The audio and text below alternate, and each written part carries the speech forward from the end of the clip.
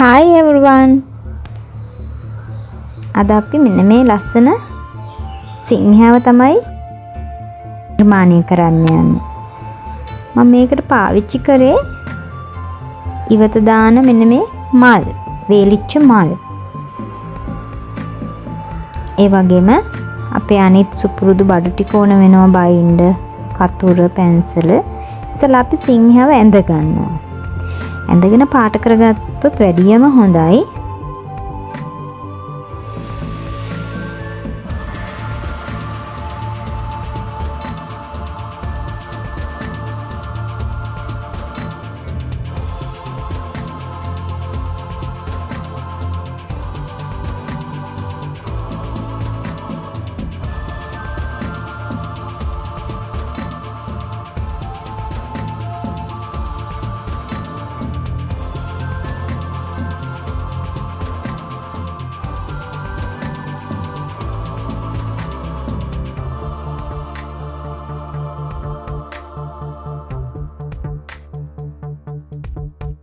මං වටේ එයාගේ අර අලවන්න හදන මල් පෙති අලවන්න හරින හරියට වැඩි ඩාර්ක් එකට ඇන්දේ නෑ. මොකද අපිට නිකන් ඒ සීමාව විතරක් මාක් කරගත්තාම ඇති. දැන් මේ ඇඟ කොටස ඇඳගන්නේ.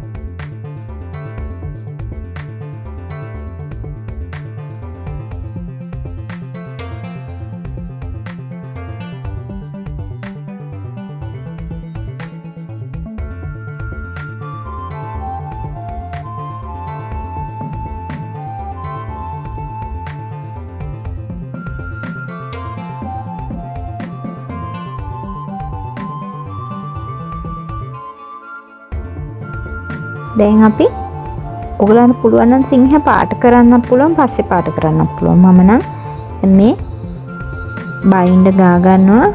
මේ මල් පෙති අලව ගන්න. මේ මලේ එකකින් එක යන්න ඕනේ. වේලාසිරින් මල් පෙති කඩලා තියාගත්තොත් අර මල් ටික විහිරෙනවා. අර ලස්සනට තියාගන්න පුළුවන්. ඒ වෙලාවෙම කඩලා ගන්නවා නම් අපිට ඒව අවුල් වෙන්නේ නැතුව තියාගන්න පුළුවන්. මේ කපුරු මල් වගේම දාස්පතිය මලත් පාවිච්චි කරන්න පුළුවන් අපිට මේ වගේ කේසර වලට.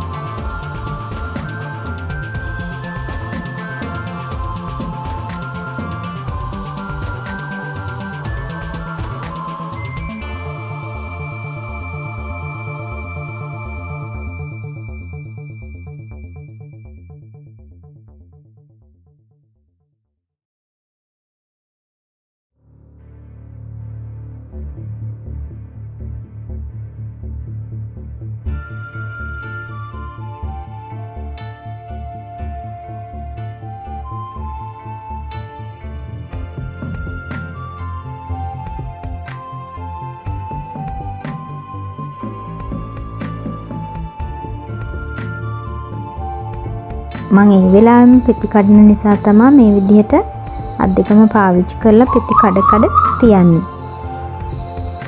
වේලාස්නේ කඩලා තියාගත්තොත් අපිට අමාරුයි ඒක පැත්තට මේක අල්ලගන්න. මේක තමයි ලේසි හා පහසුම ක්‍රමය.